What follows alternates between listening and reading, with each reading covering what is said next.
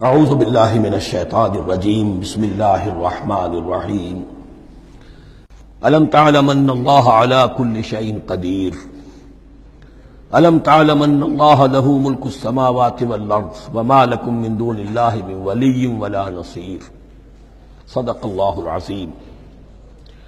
ان آیات مبارکہ کا ترجمہ اگرچہ ہم کر چکے ہیں، لیکن اس کا جو اصل مفہوم ہے اور اس کا پس منظر ہے اس کو سمجھنا ضروری ہے۔ آپ کو معلوم ہے کہ اللہ کا دین آدم سے لے کر این دم تک ایک ہی ہے۔ نوح کا دین، موسیٰ کا دین، عیسیٰ کا دین، محمد کا دین صلی اللہ علیہ وسلم علیہ والسلام، دین ایک ہی ہے۔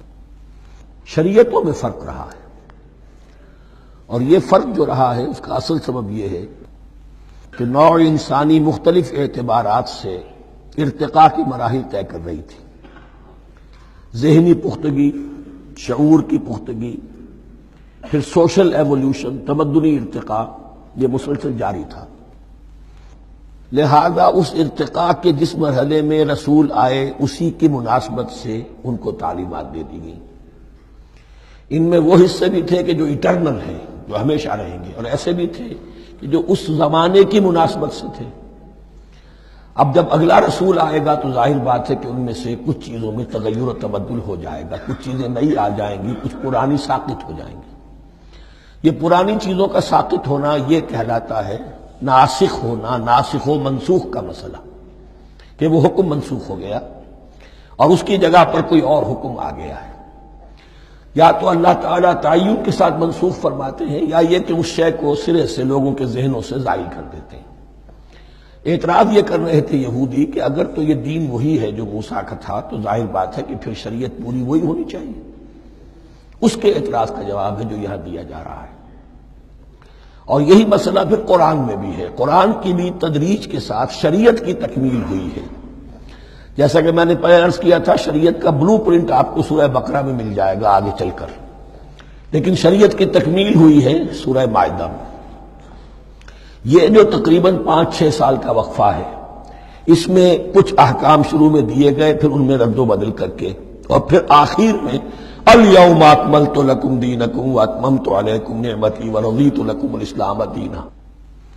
یہ ناسخ و منسوخ کا مسئلہ صرف سابقہ شریعتوں اور شریعت محمدی میں نہیں ہے صلی اللہ علیہ وسلم، بلکہ خود شریعت محمدی میں بھی زمانی اعتبار سے ارتقاء ہوا ہے۔ کہ پہلے شراب کے بارے میں حکم دیا گیا کہ اس کی مضرت زیادہ ہے، گناہ کا پہلو زیادہ ہے، کچھ فائدے بھی ہیں، بس۔ اس کے بعد آیا اگر شراب کے نشے میں ہو تو نماز مت پڑھو، نماز کے قریب مت جاؤ۔ پورے معاہدہ میں آخری حکم آ گیا، حال انتم منتہون، اب باز آتے ہو کہ نہیں آتے، حرام کر دیا گیا۔ تو یہ تدریجاً ہوا ہے۔ تو ناسخ و منسوخ قرآن میں بھی ہے، اور ناسخ و منسوخ قرآن اور تورات کے مابین بھی ہے۔ تو ہم نہیں منسوخ کرتے کوئی آیت یا بھلوا دیتے ہیں اس کو، نأتی بخیر منہا، ہم اس سے بھی بہتر لے آتے ہیں، او مثلہا، یا اس جیسی ہی۔ الم تعلم ان اللہ علی کل شیء قدیر، اب یہ کہ یہ تو اللہ کی اتھارٹی ہے، مالک الملک وہ ہے، دین اس کا ہے، اس میں وہ جس طریقے سے چاہے کسی چیز کے اندر تبدیلی پیدا کر دے۔ الم تعلم ان اللہ لہ ملک السماوات والارض ما لکم من دون اللہ من ولی ولا نصیر ام تریدون ان تسألوا رسولکم کما سئل موسیٰ من قبل، کیا تم یہ چاہتے ہو کہ سوال کرو یا مطالبہ کرو اپنے رسول سے بھی اسی طرح کے جس طرح کی باتیں کی گئی تھی موسیٰ سے پہلے؟ مثلا ہم دیکھ چکے ہیں کہ ان سے کہا گیا کہ ہم نہیں مانیں گے جب تک کہ اللہ کو دیکھ نہ لے عیاناً، یا اسی طرح کے اور مطالبے جو حضرت موسیٰ علیہ السلام سے کیے جاتے تھے۔ یہاں مسلمانوں کو سکھایا جا رہا ہے کہ اس روش سے باز آؤ، ایسی بات تمہارے اندر پیدا نہیں ہونی چاہیے۔ وَمَن يَتَبَدَّلِ الْكُفْرَ بِالْإِيمَانِ فَقَدْ ضَلَّ سَوَاءَ السَّبِيلِ، ظاہر بات ہے ایسی حرکتیں بھی اب مسلمانوں میں سے بھی جو منافقین ان میں شامل تھے وہی کر رہے ہوں گے۔ اس لیے فرمایا کہ جو کوئی ایمان کو ہاتھ سے دے کر کفر کو لے لے گا، یعنی منافق کیونکہ دو طرفہ ہوتا ہے، اب اس کا بھی امکان ہوتا ہے کوئی یکسو ہو جائے کفر کی طرف، اور اس کا بھی امکان ہوتا ہے کہ بالآخر یکسو ہو جائے ایمان کی طرف۔ مذبذبین بین ذالک کی کیفیت میں جو مبتلا ہے، اس کے دو یہ امکانات ہیں۔ تو جو کفر کی طرف جا کر مستقل طور پر راغب ہو گیا اس کا ذکر ہے، ومن يتبدل الكفر بالایمان فقد ضل سواء السبیل، تو وہ تو سیدھی راہ سے بھٹک گیا۔ ود کثیر من اہل الکتاب لو یردونکم من بعد ایمانکم کفارا، اہل کتاب میں سے بہت سے لوگ ہیں جو چاہتے ہیں کہ کسی طرح لوٹا کر لے جائیں تمہیں تمہارے ایمان کے بعد پھر کفار بنا دیں۔ یہ ایسے ہی ہے کہ جیسے کسی بلی کی دم کٹ جائے تو وہ یہ چاہے گی کہ ساری بلیوں کی دمیں کٹ جائیں کہ وہ کوئی علیحدہ سے نمایاں نہ رہے۔ تو وہ چاہتے تھے کہ یہ چیزیں جو ہیں ان کو واپس لے آیا جائے، اہل ایمان کو بھی کفر میں لے آیا جائے، حسدا من عند انفسہم، اور یہ ان کا طرز عمل ان کے حسد کی وجہ سے کہ کیوں یہ نعمت جو ہے ان کو دے دی گئی۔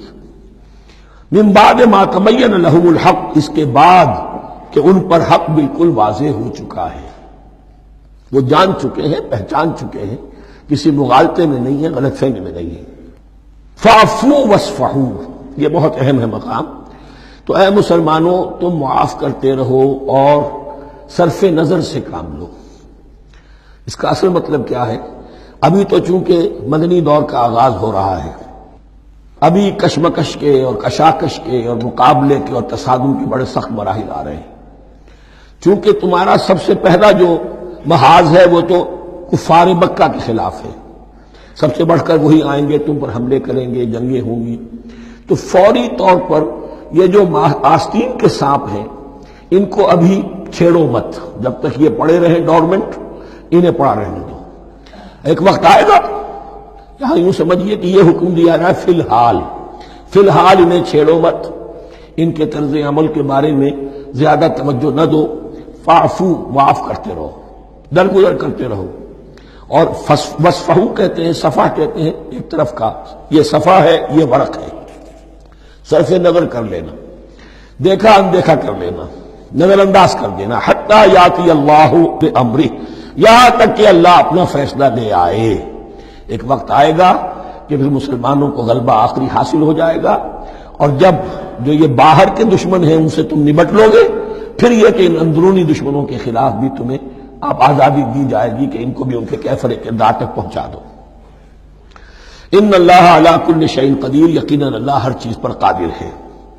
واقیموا الصلاۃ وآتوا الزکاۃ، نماز قائم رکھو، زکوٰۃ دیتے رہو۔ وما تقدموا لانفسکم من خیر تجدوہ عند اللہ، اور جو کچھ بھی تم خیر میں سے، بھلائی میں سے اپنے لیے آگے بھیجو گے، کوئی مال خرچ کر رہے ہو تو خرچ کہاں ہو گیا؟ وہ تو اللہ کے ہاں ڈپازٹ ہو گیا، جمع ہو گیا۔